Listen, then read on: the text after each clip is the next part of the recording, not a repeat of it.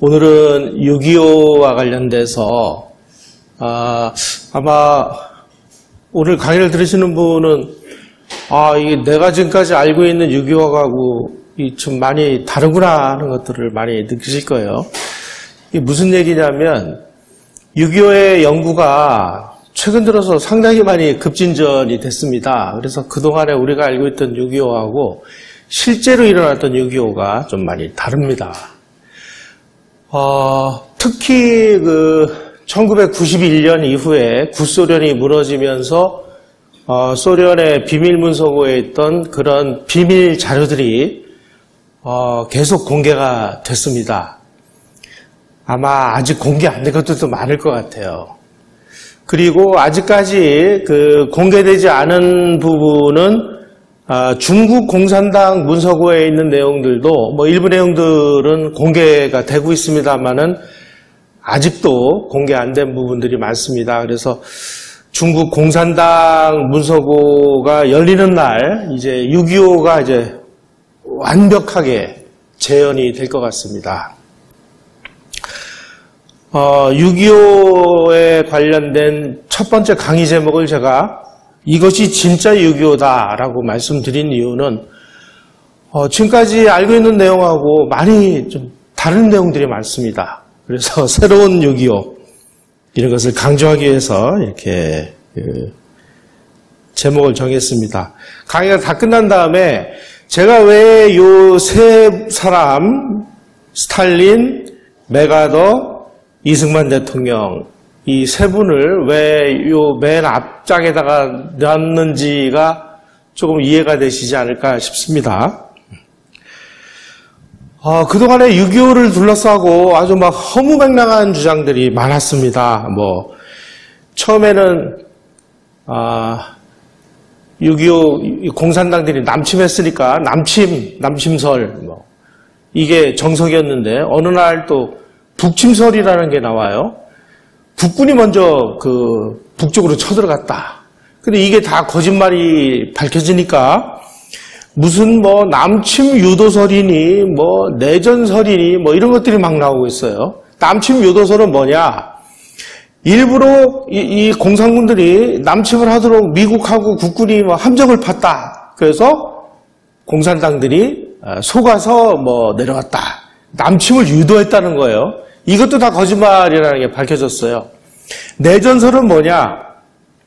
38선 일대에서 1949년서부터 남북한 간에 아주 여러 번 국지적으로 이게 전투가 벌어졌었습니다. 그런 전투의 연장선상에서 벌어진 거기 때문에 이건 침략이다, 남침이다 이런 얘기를 할 필요가 없는 거 아니냐 이런 식으로 주장을 하고 있어요.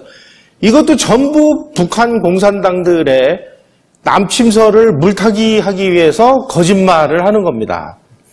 이런 게 다 이제 또 거짓말이라는 게 밝혀지니까 이번에는 이승만이가 국민을 버리고 도망을 갔느니 한강다리를 일찍 끊었느니 이런 얘기들이 지금 횡행하고 있습니다.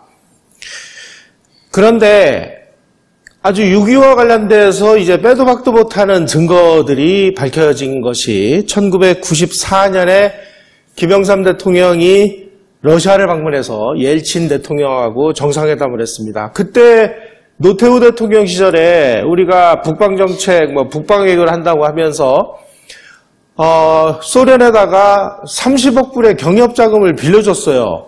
그러니까 우리가 채권자가 된 겁니다. 소련이 채무자가 된 거죠. 이렇게 되니까 이제 소련이 우리한테 좀 입장이 궁해지잖아요. 그때 여기에 이 보따리 안에 있는 문서 안에 6.25와 관련된 스탈린이 남침을 지시하고 이런 내용들을 한 번도 공개되지 않은 비밀 자료 300점을 우리에게 넘겨줬습니다. 이 300점을 이제 옐친 문서라고 하고요. 이게 거의 대부분이 전부 러시아어로 돼 있거나 영어로 돼 있거나 이렇게 돼 있어서 이걸 번역을 해서 우리 외교문서 사료관에 이 내용들이 다 떠 있습니다. 그래서 이 내용을 중심으로 해서 6.25들이 연구가 되면서 그 전까지는 이게 왜 이랬었나를 몰랐는데 이런 부분들 때문에, 이 옐친 문서 때문에 이제 새로운 내용들이 많이 밝혀졌습니다. 우선 첫째로, 누가 남침을 제일 먼저 요청을 했느냐. 그러니까 남침을 하겠다라는 그 말을 꺼낸 게 누구냐. 이게 김일성하고 박헌영이라는 사실이 밝혀졌습니다.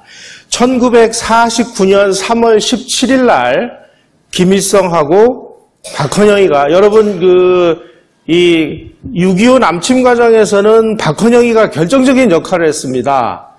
그런데 지금 현재 우리 정권을 장악하고 있는 사람들이 대부분 남노당하고 관계 있는 사람들이 많기 때문에 박헌영 부분은 의도적으로 지금 빼놓고 있어요. 하지만 6.25 남침 과정에서 박헌영도 아주 결정적인 전범 역할을 했다는 사실을 아셔야 됩니다. 이때 김일성 스탈린 회담으로 돼 있지만 이 자리에 박헌영이도 참석을 하고 있었습니다. 거기에서 김일성이가 스탈린에게 우리 남침을 하겠다 이렇게 요청을 하니까 스탈린이 거절을 합니다. 야, 아직까지 북한인민군이 남한을 압도할 수 있는 준비가 안 돼 있다. 무엇보다도 그 당시에 미군이 철수를 하지 않은 상황이었습니다. 따라서 미군이 개입을 하면 골치 아프니까 너 지금 경거망동만 하면 안 돼. 이렇게 브레이크를 걸어놓고, 그리고 뒤로는 무기를 대주는 비밀협정을 맺습니다. 그래서 어쨌든 김일성의 남침 요청을 스탈린이 거절을 합니다. 두 번째로는 그 다음해 1950년 4월 10일 날 김일성하고 박헌영이가 또다시 소련을 방문합니다. 그래서 다시 또 회담을 해서 스탈린에게 남침 요청을 했을 때 이번에는 스탈린이 그 남침 요청을 승인을 해요. 그 날짜가 언제냐? 1950년 4월 10일입니다. 그러니까 6.25 남침이 결정된 날은 1950년 4월 10일 모스크바였습니다. 바로 요 사진을 보시면 요게 그 당시 김일성과 박헌영이가 모스크바에 도착을 해서 도착 성명을 발표하는 장면인데요. 여기 요 동그라미 요게 김일성이고 여기에 있는 요 친구가 박헌영입니다. 둘이 들어가서 남침 요청을 했습니다. 따라서 이 남침과 관련해서 얘기할 때는 이 남노당과 박헌영도 아주 큰 책임이 있다, 전범이다 이렇게 이해를 하시면 되겠습니다. 그래놓고 스탈린은 뭐라고 얘기하느냐? 자, 너희들이 이제 그 남침할 때가 됐다. 지금 보니까 뭐 국공내전이 벌어져가지고 중국에서 모택동군이 막 승리하고 그랬는데도 불구하고 미국이 개입하지 않는 걸 보니까 우리가 그 남침을 해도 미국이 개입하지 않을 것 같다. 그러니까 남침하자. 그래놓고 뭐라고 얘기하느냐? 소련은 직접 개입하지 않을 것이니 모택동이 아시아 문제에 정통하다. 그러니까 그에게 맡겨라. 이렇게 얘기를 해요. 그러니까 소련은 무기도 대주고 작전 계획도 다 따주고 다 하겠는데 실제 전투병력은 안 보내겠다. 그러니 모택동에게 얘기해서 모택동의 도움을 받아라. 이렇게 얘기를 해요. 이게 무슨 얘기냐? 남침을 승인해놓고 중공군을 끌어들이기 위한 밑밥을 깔아놓은 것입니다. 왜 그랬는지는 이제 강의가 진행되면서 아마 이해를 하실 거예요. 다시 말씀드리면 지금까지는 우리가 뭐 스탈린이 뭐 김일성을 도와가지고 남한을 빨리 그 공산화를 해서 김일성에게 뭐 통일된 이 한반도를 맡기려고 했다. 이렇게 알고 있는데 사실은 스탈린이 김일성의 남침을 그 승인한 것은 자기 나름대로 전혀 다른 생각을 가지고 있었습니다.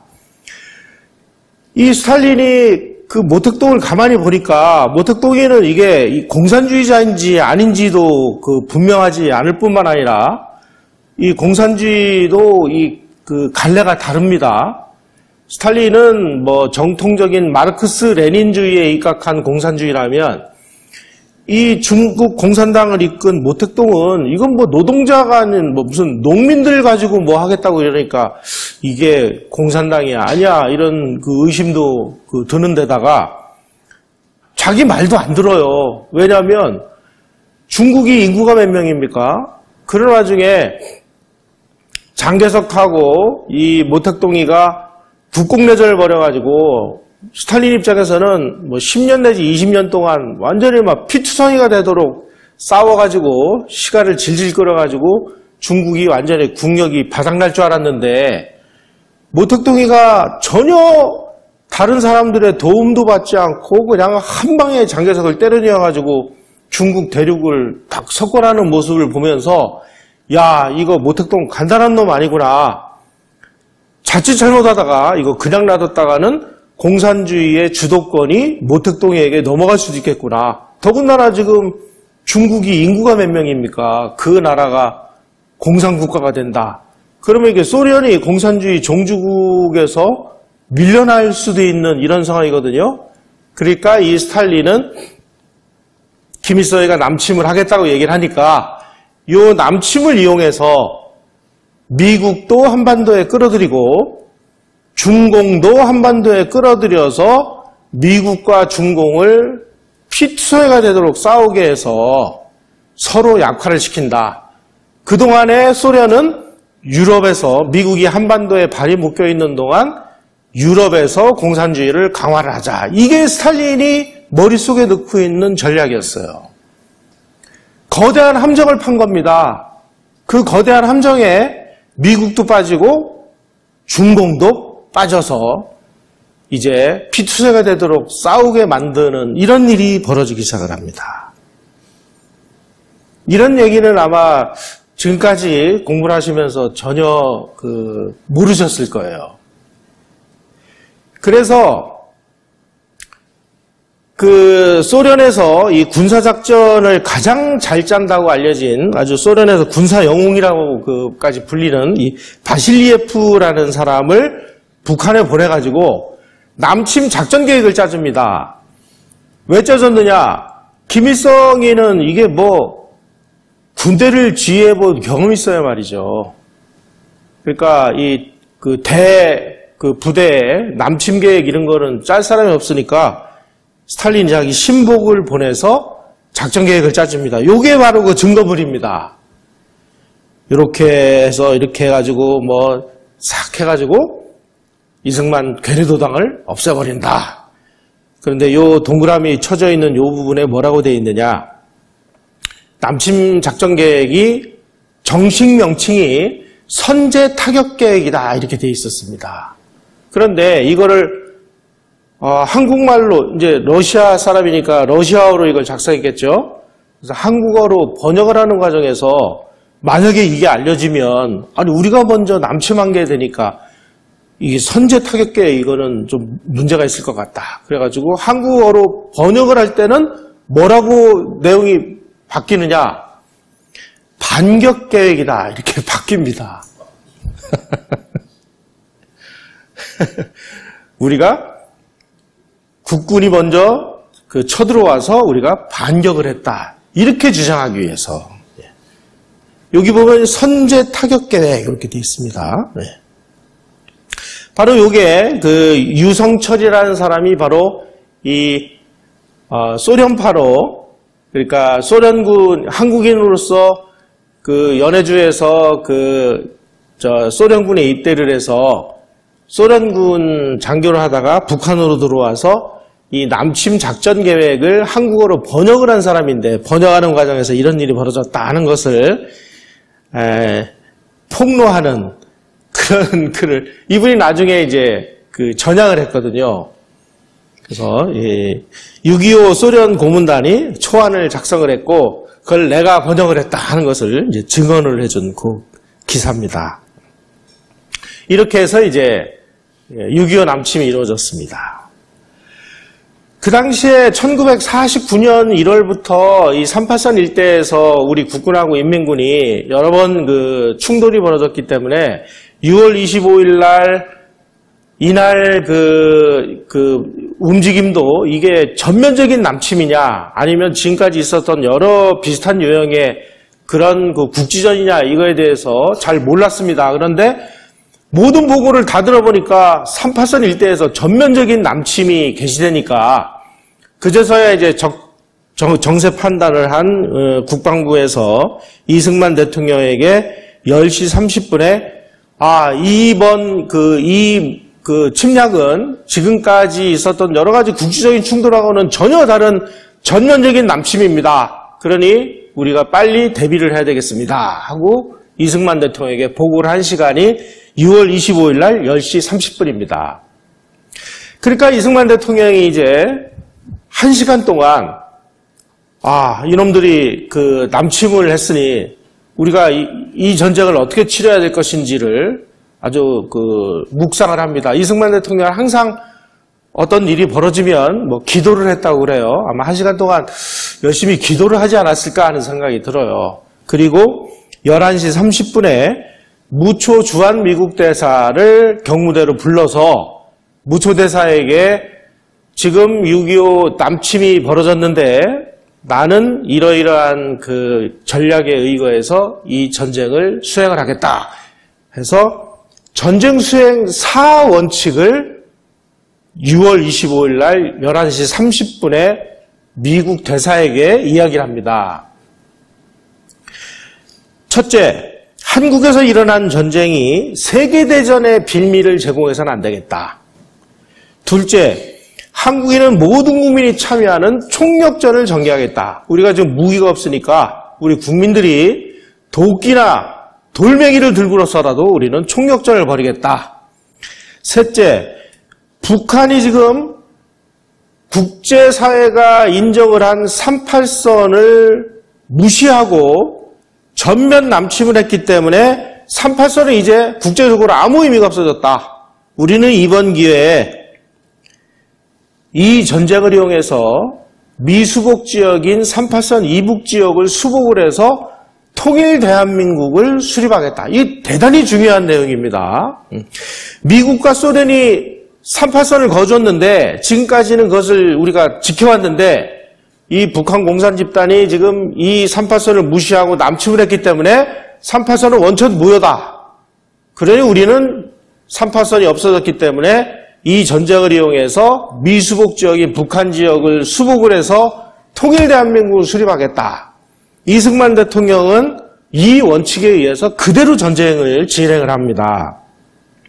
네 번째, 위기를 타개하고 북진 통일을 하기 위해서는 우리 힘만 가지고 안 되니 미국과 유엔이 우리를 도와달라. 요 네 원칙에 의거해서 6.25 전쟁을 치르게 됩니다. 미군하고 유엔군이 6월 25일 날 남침이 개시된 이래 6월 26일 날 미 공군이 참전을 하고 비슷한 시간에 해군도 참전을 하고 6월 30일, 31일 이 무렵에 지상군마저 파병 결정을 합니다. 6.25가 아닌 미국의 그 해외 전쟁 그 역사상 이렇게 빨리 참전을 결정한 사례는 어디에도 없었습니다. 이거 왜 이랬을까? 왜? 제가 지난 시간에도 여러 번 말씀드렸듯이 대한민국은 태생부터가 유엔이 만드는 나라이기 때문입니다. 유엔 총회 결의에 의해서 유엔 한국임시연단의 감시하에 만들어진 그 대한민국을 유엔이 승인했기 때문에 대한민국은 유엔의 자손인데 유엔의 자손을 승인받지도 않은 이 불법 집단이 남침을 하고 침략을 했으니까 이건 유엔의 권위에 대한 도전이 된 거예요. 그래서 유엔군이 파견을 합니다. 나중에 종전할 때도 유엔군에 의해서 종전이 됐기 때문에 지금 우리 문재인 대통령이 아무리 연방제하고 싶어도 유엔의 권위에 대한 도전을 하지 않는 한은 그 꿈은 이루어질 수가 없습니다. 이 부분 분명히 하셔야 되는 거예요. 자, 미군이 이렇게 전광석화처럼 참전하는 과정에서 결정적인 역할을 한 몇몇 분이 계십니다. 예. 그 중에 한 분이 미국 그 워싱턴에 가면은 그 파운드리 감리교회라는 게 있는데요. 그 파운드리 감리교회의 목사, 그러니까 담임 목사인 그 해리스 목사라는 분이 계십니다. 이분은 하여간 뭐 미국에서 아주 유명한 분입니다. 미국에는 그 양원제이기 때문에 상원이 있고 하원이 있습니다. 그 상원에는 미국은 기독교 국가이기 때문에 담당 담임 목사가 계십니다. 이분이 미국 상원의 원목이에요. 상원의 원목이면요, 미국 정치계를 좌우할 수 있는 그런 영향력을 가지고 있는 분이라는 뜻입니다. 트루먼 대통령은 루스벨트 대통령 때 부통령으로 런닝메이트로 당선이 됐는데 미국에서는 부통령은 상원의장을 겸하게 돼 있습니다. 그래서 트루먼이 부통령 시절에 상원의장을 했는데 그 상원 원목이 해리스 목사예요. 그래서 해리스 목사하고 어떤 정치적인 문제가 있으면 이렇게 협의를 하고 굉장히 그 가까운 관계였다고 그래요. 이승만 대통령이 해리스 목사하고 너무나 절친한 관계입니다. 어떤 관계냐? 1942년에 이승만 박사주 그 당시에 우리 외교 독립운동을 하기 위해서 한미협회라는 것을 만듭니다. 이 한미협회는 미국을 움직이는 아주 주류사회에 아주 쟁쟁한 멤버들이 다 참여를 하는 멤버인데 그 해리스 목사가 한미협회 이사장을 맡고 있었어요. 그래서 이승만 대통령이 해리스 목사에게 해리스 목사님, 지금 이 공산군이 우리를 지금 남침을 해서 나라가 좀 망하게 생겼는데 우리 좀 도와주십시오. 미국의 참전이 필요합니다. 그래서 해리스 목사가 트루먼 대통령을 설득을 해서 재빨리 미국이 참전하게 됐다. 이 해리스 목사의 역할, 이게 상당히 중요한 역할을 했습니다. 또 한 사람의 기독교인이 나타납니다. 빌리 그레함 목사라고 잘 아시죠? 이 빌리 그레함 목사는 이 무렵에 1950년 무렵에 30대 후반에 아주 젊은 부흥 목사로서 아주 세계적인 유명세를 타고 있었는데 이분이 공산군이 남침하기 9주 전 4월 23일 날 보스턴에서 아주 대규모 집회가 열렸는데 그 집회에서 이렇게 이야기를 했다고 합니다. 트루먼 대통령에게 전한다. 평화무드에서 깨어나서 군사력을 강화하라. 이것은 하나님의 말씀이다. 그리고 그 미국이 강력한 군사력으로 재무장을 해서 침략을 당하는 어려운 이웃들을 미국이 도와야 된다. 뭐 이런 연설을 이제 계속 하고 다녔다고 그래요. 이런 내용들이 트루먼 대통령에게 보고가 돼서 나중에 6.25가 터졌을 때 트루먼 대통령이 재빨리 참전할 수 있는 그런 계기가 됐다. 이렇게 그 연구 결과가 나와 있습니다. 특히 이 빌리 그레함 목사가 한국에 대해서 관심을 가진 거는 그 부인이 원산에서 태어났습니다. 그래서 한국에 대해서 상당히 잘 알고 있었고 한국을 부인을 통해서 많이 들어서 알고 있고 한국을 기독교 국가로 만들어야 된다라고 이렇게 그 생각을 하고 있었다고 그래요. 나중에 1970 몇 년이죠. 그 여의도가 한참 막 개발될 무렵에 빌리 그레함 목사가 여의도에 와가지고 한국의 기독교인 100만 명이 모여가지고 대집회를 한 사진을 제가 봤는데 이런 분들이 한국을 도와주는 역할을 했다. 그러니까 이승만 대통령은 미국의 주류사회, 미국의 정책을 움직일 수 있는 인맥을 가지고 있었다 하는 사실을 우리가 머리에 넣고 있어야 됩니다. 또 한 사람이 있습니다. 덜레스라는 사람입니다. 이분이 나중에 1953년에 또 등장을 해요. 미 국무장관으로 한미 상호 방위 조약을 맺어준 사람입니다. 이분이 1950년 그러니까 6.25가 터지기 약 일주일 전에 미 국무부 고문 자격으로 이 전운이 감돌고 있는 6.25를 그 38선 현장을 시찰을 하고 그리고 이승만 대통령을 만났습니다. 그때 이승만 대통령하고 덜레스하고 아주 막 고함을 치면서 싸움을 했다 이런 기록이 나와요. 그래서 제가 하도 이상해서 야 어떻게 정말 약소국의 대통령이 미국 국무부의 고문 특사하면은 거의 뭐 미국 대통령이 보낸 사람이나 마찬가지인데 그 사람하고 어떻게 고함을 치면서 싸웠을까 하도 궁금해가지고 보니까 이분이 이승만 대통령하고 조지 워싱턴 프린스턴에서 공부를 같이 하신 분이에요. 말하자면 친구 관계. 이승만이라는 분이 이런 분입니다, 여러분. 잘 아셔야 돼요. 책상을 치면서 이 덜레스에게 아니 한국이 그렇게 무기 좀 달라고 그랬더니 무기도 안 주고 말이야.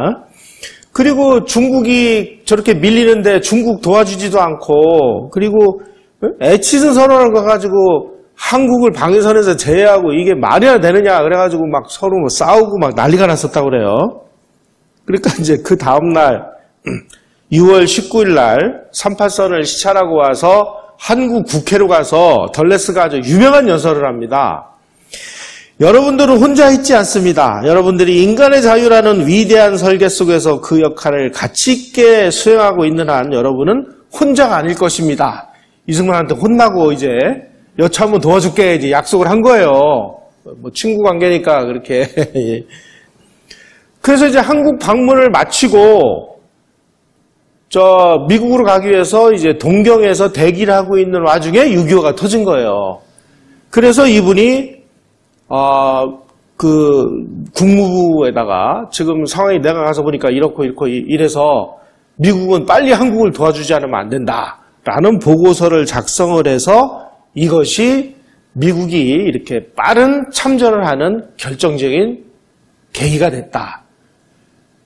따지고 보면 이거 결국 기독교인들이 아니면 이승만 대통령의 친구들이 다 도와줘서 이렇게 참전을 한 거죠.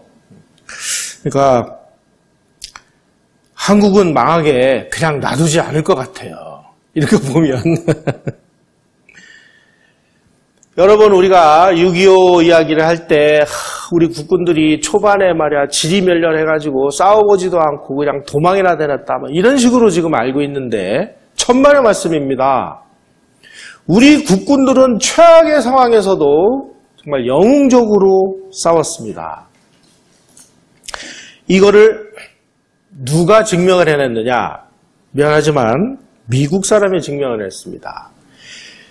이승만 박사와 미국 대사관이라는 이 책이 1950년 6월 25일부터 9월 28일까지 이승만 대통령이 그리고 한국군이 어떻게 영웅적으로 싸웠는지를 기록을 한 해롤드 노블이라는 사람은 그 당시 주한 미국 대사관의 1등 서기관으로 있었고 미국 정보기관인 CIA의 한국 책임자이기도 했고요.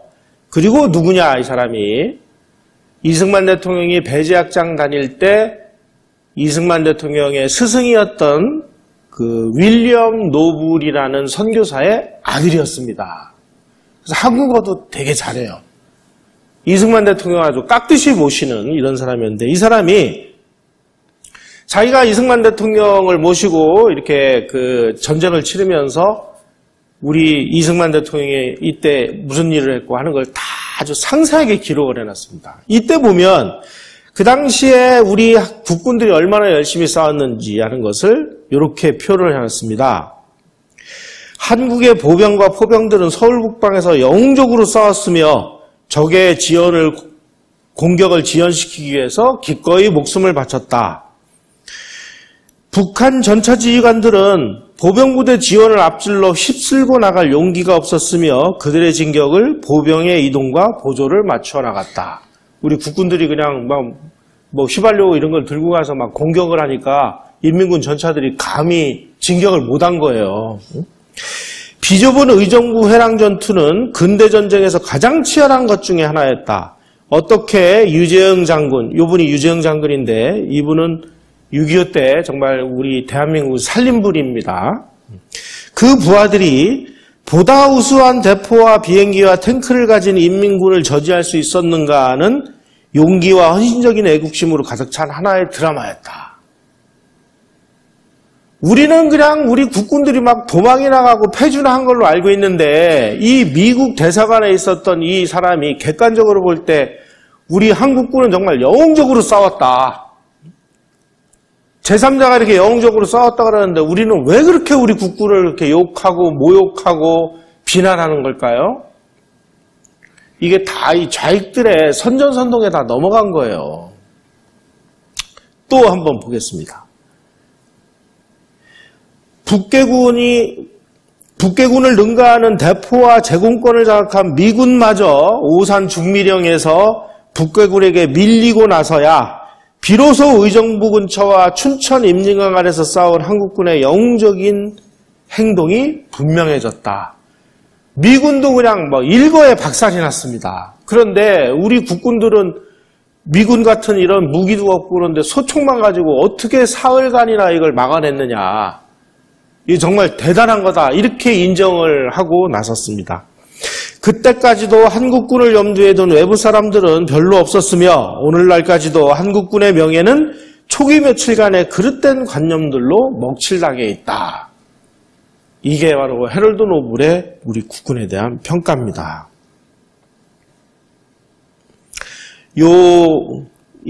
그 사진이 아주 유명한 사진인데요.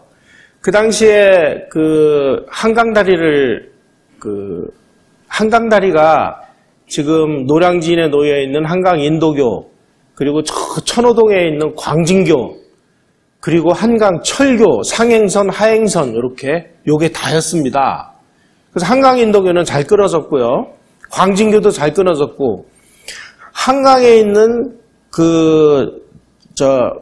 상행선도 잘 끊어졌어요. 그런데 하행선이 폭약이 불발이 돼가지고 그냥 기둥만 조금 무너지고 이 철교가 끊어지질 않았어요. 그래가지고 그 철교에다가 전부 나무를 깔아가지고 인민군 전차가 그 철교를 타고 지금 내려오는 장면이 요 장면입니다. 방금 전에 제가 말씀드린 요 유재용 장군이 의정부하고 창동 미아리에서 얼마나 영웅적으로 열심히 싸웠는지 6월 26일 오후 7시부터 6월 27일 하루 종일 거기를 못 뚫은 거예요. 이 인민군들이. 이 우리 7사단하고 이 유재용 장군이 아주 막 결사적으로 저항을 하고 한 청년애들이 집어던지는 이 화염병을 이게 몰로토프 칵테일이라고 합니다. 이게 원래 전차를 공격하는 무기였어요. 그 화염병 해가지고 전차 뚜껑 열고 집어넣고 자기는 죽고 하는 이런 저항을 해가면서 6월 26일 밤, 6월 27일 하루 종일, 6월 28일 새벽까지 우리 국군들이 결사적으로 저항을 하니까 야 이거 안 되겠다. 그래가지고 인민군 전차 2대가 홍릉으로 돌아가지고 청량리로 나타나요.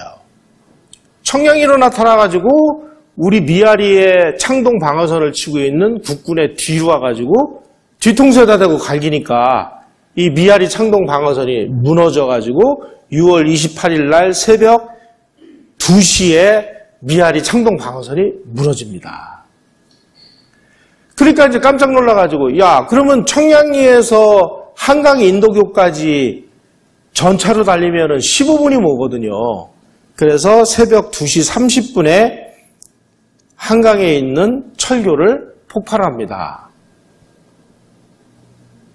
자, 그런데 무슨 한강다리를 일찍 끊어서 어쩌고 저쩌고 또 이런 얘기들이 나와요.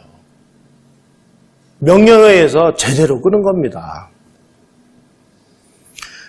더 희한한 일이 벌어졌습니다. 아니 인민군 전차가 이제 6월 28일 날 오전 8시에 미아리 창동 방어선이 무너져가지고 선두부대가 미아리 고개를 넘어가지고 서울시내로 들어왔어요. 전차부대가. 그러면 그 당시 새벽 2시 30분에 한강 인도교가 끊어지고 광진교가 끊어져가지고 미처 이 강을 건너지 못한 우리 국군들이 저 노량진에서부터 영등포, 한남동, 광진교 일대에 쭉 그 북쪽 강변에 늘어서 있었어요. 그래가지고 배를 징발해서 건넌 사람, 또 마을 주민들한테 얘기해서 수심이 낮은 곳으로 헤엄쳐서 건넌 부대, 해가지고 아직 철수도 못하고 있는 이 와중에 이 전차 부대가 들어왔으면 제일 먼저 한강으로 달려가가지고 아직까지 강 건너지 못한 우리 국군들 다 쏴 죽였으면 아주 참극이 벌어질 뻔했습니다. 그런데 무슨 까닭인지 이 전차 부대가 서울시청 앞에 이렇게 쫙 늘어서, 이게 서울시청입니다. 쫙 늘어서 가지고 서울 점령식을 거행을 해요. 11시 30분에. 그래가지고 뭐 시민들 막 탱크에 올라오라 해서 뭐 서로 울고 놀고 막 무슨 이게 축제가 벌어진 거예요.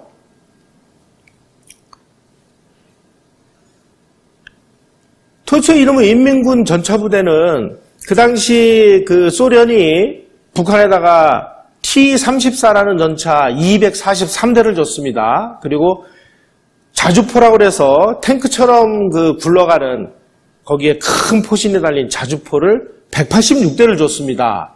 근데 이 T-34 전차의 최고 속도가 시속 55km에서 60km예요. 자, 요 그림을 보십시오. 이게 38선이고 이 서울 북부 지역까지 38선에서 서울까지 가장 가까운 지역의 거리가 48km였습니다.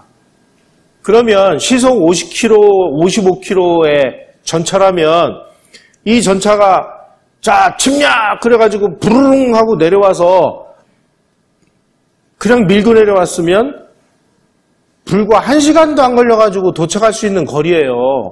그런데 어떻게 6월 28일 오전 8시에 이 서울에 들어오냐 이거죠. 아니 걸어와도 그 정도면 다 왔겠네. 이게 왜 이랬을까? 왜?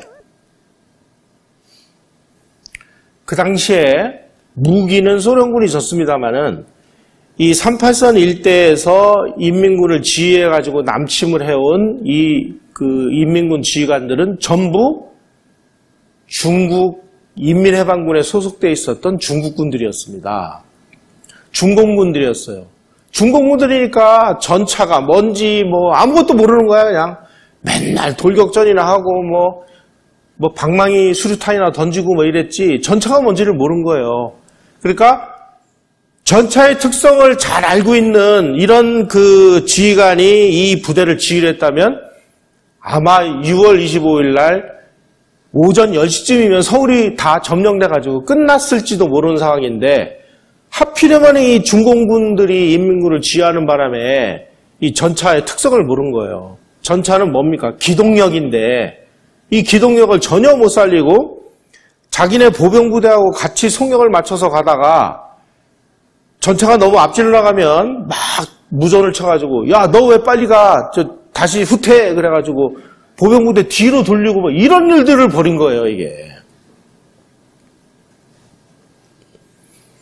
이거를 이제 측방 기동에 의한 후방 차단 작전이다. 그래서 여기 국군이 나타나면 여기서 막 이렇게 전투를 벌이다가 양쪽으로 이렇게 부대를 보냅니다. 왜냐하면 이제 그때는 인민군이 숫자가 많았기 때문에 그래가지고 국군들을 포위를 해서 이걸 이제 와해를 시키는 이런 작전을 구사하라고 그렇게 시간을 질질 끌면서 내려온 거예요. 만약에 이 전차의 특성을 아는 사람들이 이 전차 부대를 지휘했으면요, 이승만 대통령은 강도 못 건너고 강 건너기는커녕 그냥 우리 대한민국 수뇌부들이 통째로 다 포로가 돼가지고 그날부로 전쟁이 끝났을 가능성이 매우 높아요.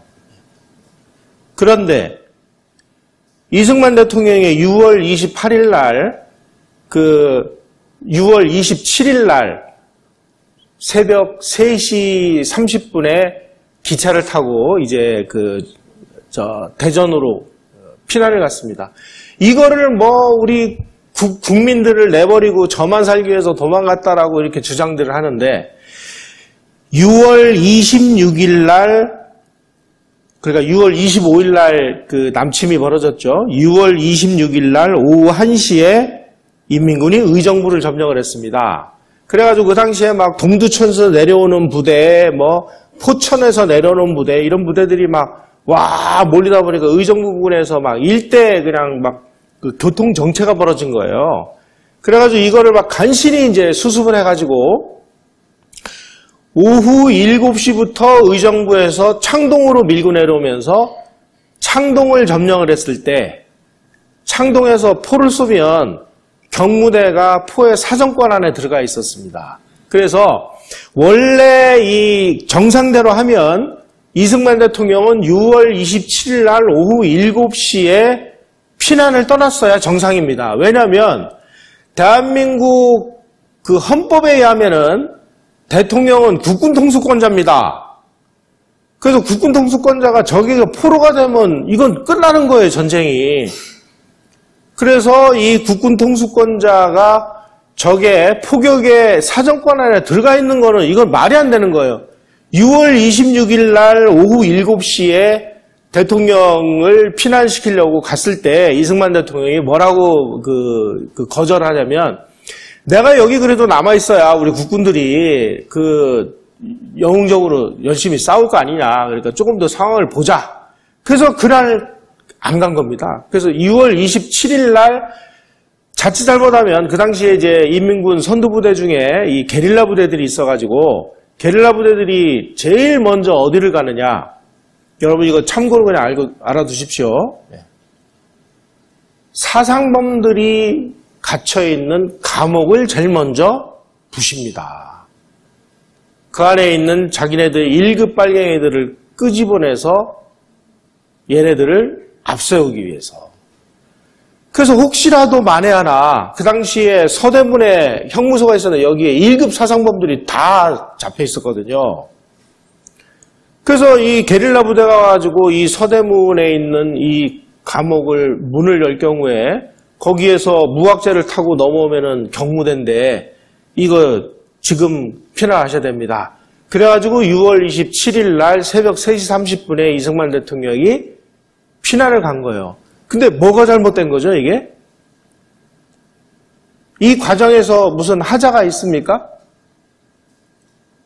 그러면 국민들하고 같이 남아가지고 최후를 맞아야 됐을 거 아니냐. 그러면 대통령이 거기 남아가지고 그럼 포로가 됐어야 돼요? 이런 주장을 하는 사람들에게는 우리가 이렇게 공격을 했어야 되는데 그냥 그래야 되는 거 아니야? 이러니까 그냥 거기에 다 선전선에 넘어간 거예요. 세월호 선장처럼 이승만이가 도망갔다 그래가지고 요즘에 젊은 애들은 런승만이래요.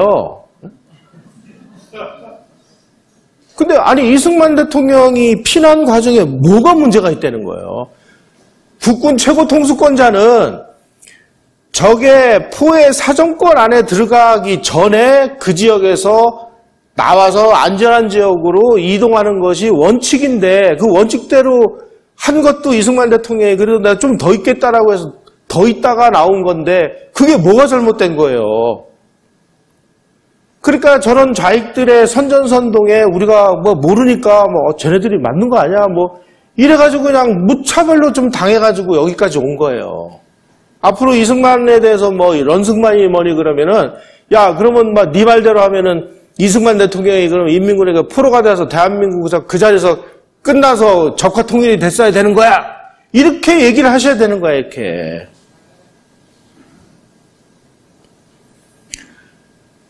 이 박헌영이 아주 이게 흉악한 놈이에요.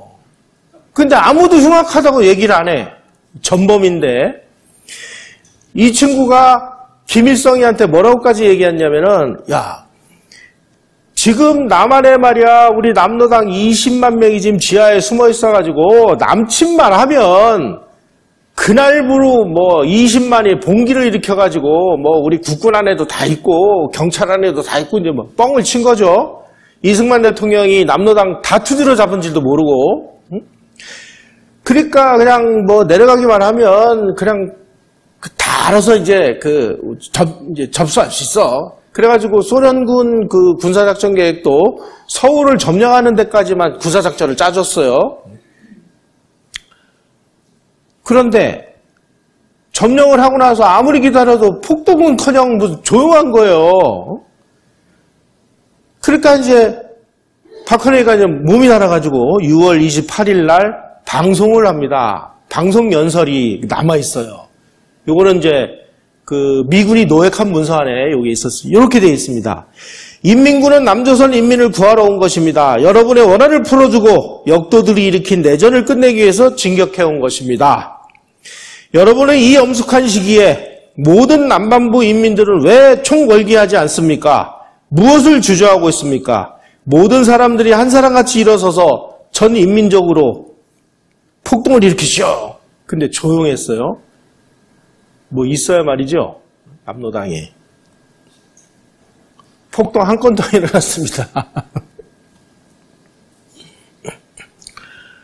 우리나라 자료에는 이런 내용들이 잘 안 나옵니다만은 일본이 6.25 전쟁사를 쓴 게 있습니다. 여기 보니까 6월 28일 날 인민군 선두부대가 서울에 들어오니까 서울이 온통 빨간 깃발로 완전히 나부꼈다. 이렇게 얘기를 하고 있어요. 서울 시민 절반 이상이 인민군을 환영을 했다. 이렇게 되어 있습니다. 인간이라는 건 원래 이렇게 기회주의자입니다.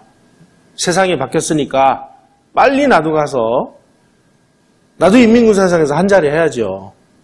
원래부터 빨갱이들도 있고요. 이런 부안해동을 하는 기회주의 세력이 훨씬 더 많다는 거예요. 지금 여러분들 굉장히 외로움을 많이 느끼실 텐데 저는 그렇게 외로움을 느끼실 필요가 없다고 봐요. 이쪽이 강해지는 모습이 어느 정도 확인이 되는 순간 저쪽에 붙어있던 기회주의자들이 일제히 이쪽으로 다 넘어옵니다. 원래 인간이라는 이런 거예요. 기회주의 세력들이 많아요. 이게 다 이 기회주의자들도 많이 있겠죠. 서울 시민 절반 이상이 거리 나와서 인민을 환영했다. 뭐 이런 내용이 있습니다. 6.25에 대해서 유엔이 이제 반응을 한 게 6월 25일 남침 당일날 북한의 남침을 평화의 파괴로 규정을 하고 전투행위를 즉각 중지하고 3~8터선 북쪽으로 병력을 철수해라. 근데 철수를 안 했어요. 그러니까 6월 27일 날 유엔 안보리가 북한을 침략자로 규정하고 유엔군을 편성해서 공장군을 저지하기로 결의를 합니다. 이틀 만에. 유엔도 정말 아주 정신없이 빨리 움직였습니다. 6월 30일 날 트루먼 대통령이 미 지상군 파병을 결정을 했고 7월 7일 날 유엔 안보리는 미국이 통솔하는 유엔군 사령부를 설치를 해서 이제 유엔군의 일원으로 한반도에 가서 싸우는 군인들은 전부 유엔군 사령부 산하에서 싸우도록 결의가 되어 있습니다. 그 당시에 소련은 유엔 안보리 상임이사국이었기 때문에 유엔 안보리에서 소련이 거부권을 행사하면은 이런 결정을 할 수가 없는 거예요.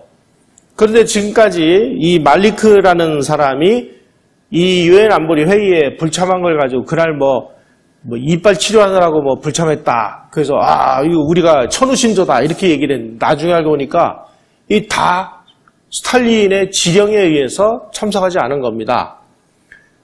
야, 너 그날 참석하면 안 돼. 참석하지 마. 그래서 참석 안 한 거예요. 왜? 유엔군을 끌어들이기 위해서. 유엔군 만들어봤자 미국이 주도하는 거니까 미국을 한반도로 끌어들이기 위해서 일부러 안보리에 참석시키지 않았던 겁니다. 스탈린은 왜 유엔 안보리에 소련 대표를 불참시켰을까요?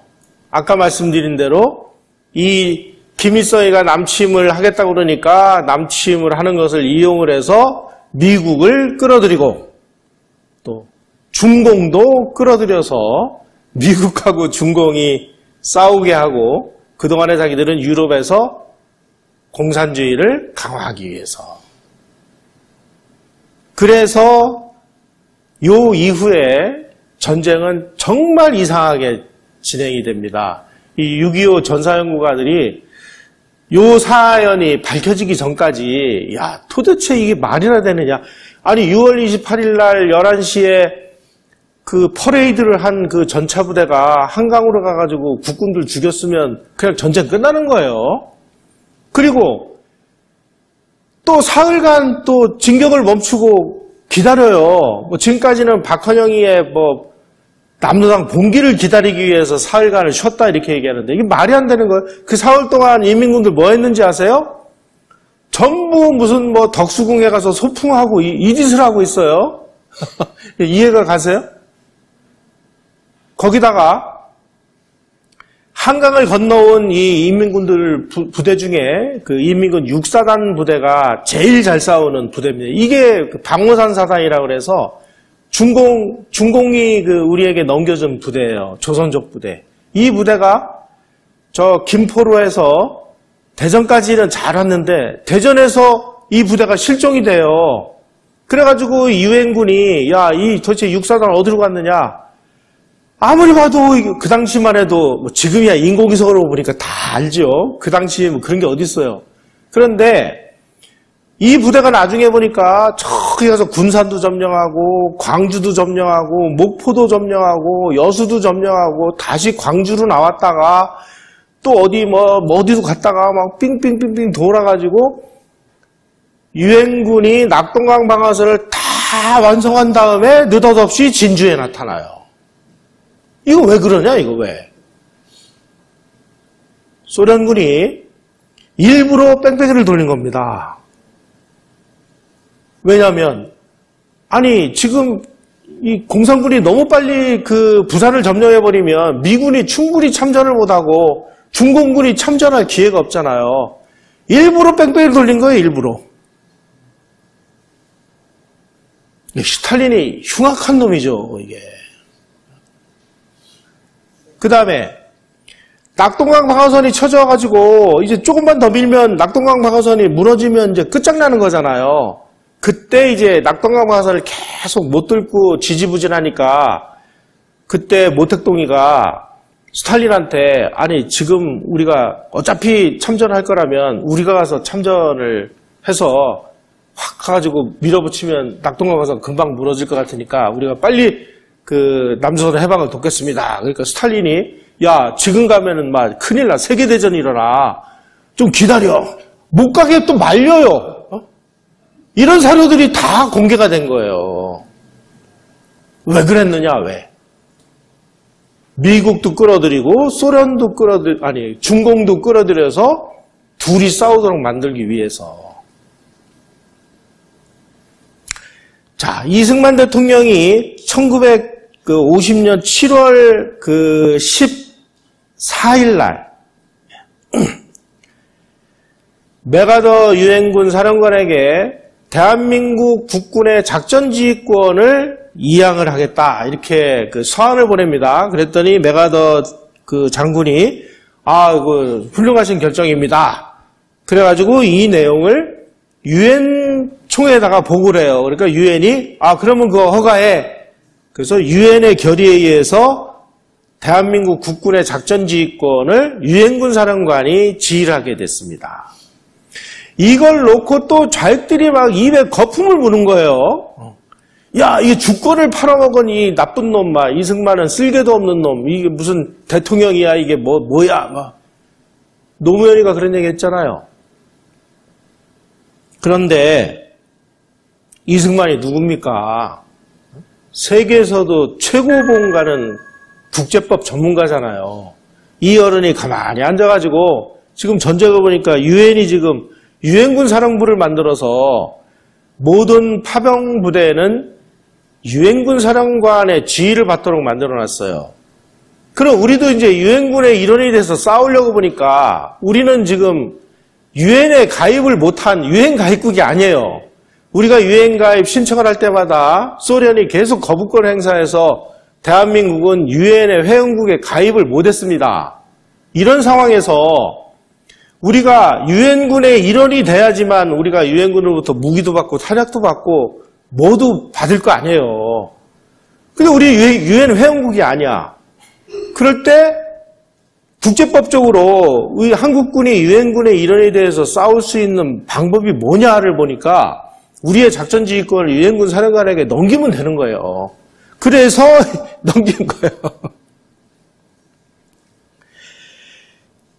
이승만이 국군 작전지휘권을 이양을 한 원래 참뜻은 주권의 포기가 아니라 유엔 회원국이 아닌 한국에게 유엔 회원국 자격을 주고 유엔군이 아닌 국군에게 유엔군의 일부로 싸울 수 있는 국제법적인 여건을 갖추기 위해서였다는 거죠. 근데 이게 뭐가 잘못이에요, 이게. 차익들은 이걸 가지고 뭐 작전권을 우리에게 주느니 마느니 지금 이걸 가지고 지금 이 난리를 지금 치고 있지 않습니까? 예? 우리는 지금 유엔 회원국이잖아요. 그때는 유엔 회원국이 아니었습니다. 또 한 가지. 지휘체계 통일이 대단히 중요합니다. 미국의 그 육군대학의 전략문제 교과서에 그 월남전의 비판적 분석이라는 게 있어요. 이 월남전은 어떻게 싸웠느냐? 미군은 미군이 작전지휘권을 가지고 있었습니다. 월남군은 월남군이 작전지휘권을 가지고 있었어요. 그러니까 한국군도 가만히 보니까 야, 그럼 우리가 지휘할래. 그래가지고 한국군도 작전지휘권을 우리 8월 한국군 사령부가 지휘를 했습니다. 이러다 보니까 전쟁을 하는데 작전지휘를 세 나라가 제각기 하다 보니까 이게 제대로 전쟁이 되냔 말이죠. 그래서 베트남전이 패배한 것은 한국전처럼 이 지휘체계 통일을 하지 못했기 때문에 실패했다. 이렇게 이 미 육군대학 전략문제 교과서에 나와 있어요. 이승만 대통령의 그 국군의 작전지휘권을 유엔군 사령관에게 넘긴 것은 그야말로 신의 한 수였다. 이렇게 평가를 받을 수가 있습니다.